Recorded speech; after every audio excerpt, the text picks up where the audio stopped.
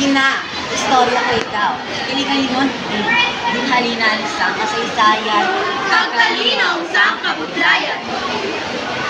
maraming tinig, Maraming kwento, ngunit isa ang pagkakaisa.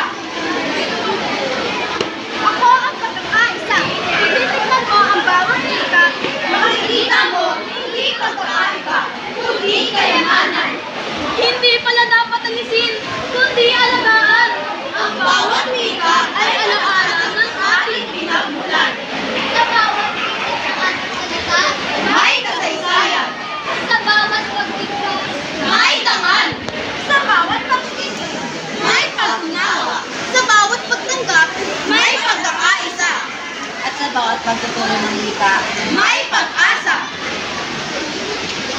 Kaya't ngayon, sa panahong unti-unti silang nanilimot, Nanginginig tayo ng ating mga ninuno.